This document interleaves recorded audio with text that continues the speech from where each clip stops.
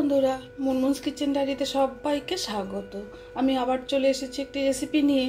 সেটি হচ্ছে শুধুমাত্র আলু দিয়ে মোয়া মাছের চচ্চড়ি। কি করে তৈরি করলাম চলুন তাহলে দেখে নেওয়া যাক। মোয়া মাছের চচ্চড়ি তৈরি করবার জন্য কিছুটা মোয়া মাছ আমি কেটে বেছে ধুয়ে একটু হলুদ লবণ মেখে নিয়ে নিয়েছি। এবারে আমি গ্যাস জ্বালিয়ে কড়া বসিয়ে তেল দিয়ে দিলাম। তেলটা গরম হয়ে গিয়েছে। সবার প্রথমে মাছটা আমি একটু ভেজে নিচ্ছি। মাছটা ভাজা হয়ে গিয়েছে, এবার আমি মাছগুলোকে তুলে নিচ্ছি। কিছুটা কালো জিরে দিয়ে দিলাম আমি।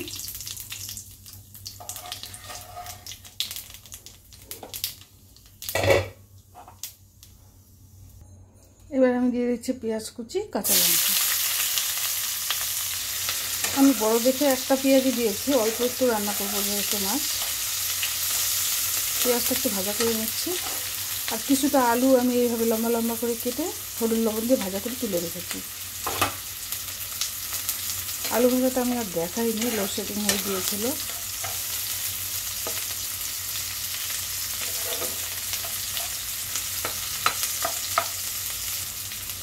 শুধু আলু দিয়েই করবো আমি মাছটাকে।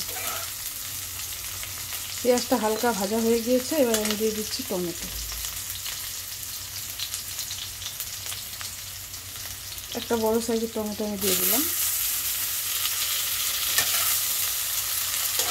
এটাকেও আমি একটু ভাজা করে নিচ্ছি।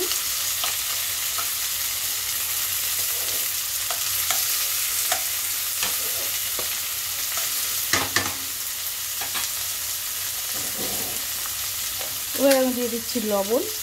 আলু ভাজাতে লবণ আছে, আমি একটু লবণ কম করেই দিলাম।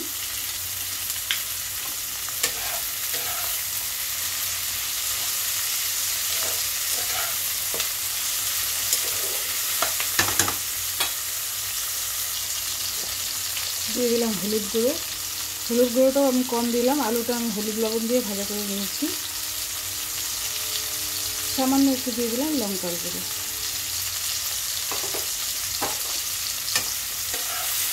এবার আমি ভালো করে ভাজা করে দিচ্ছি।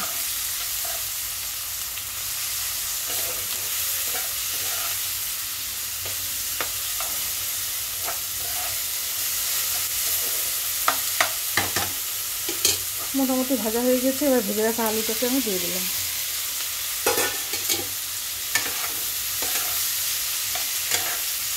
আলুটাকেও আমি এর মধ্যে ভালো করে কষিয়ে নিচ্ছি। আপনারা চাইলে অন্যান্য সবজি দিয়েও করতে পারেন, আমি শুধু আলু দিয়েই করছি।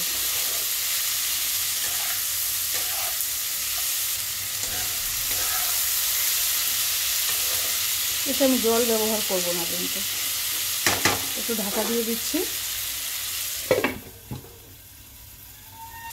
আলুটা টমেটো পেঁয়াজের সঙ্গে ভালো করে কষানো হয়ে গিয়েছে, এবার আমি ভেজে রাখা মাছগুলোকে দিয়ে দিচ্ছি।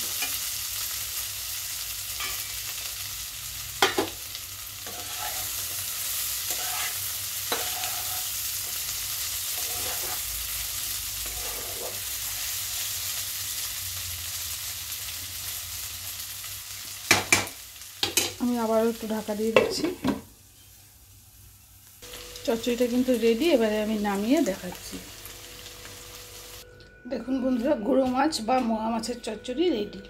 এই রেসিপিটি যদি আপনাদের পছন্দ হয়, লাইক, শেয়ার, কমেন্ট, সাবস্ক্রাইব করতে ভুলবেন না প্লিজ। সকলে ভালো থাকবেন, সুস্থ থাকবেন।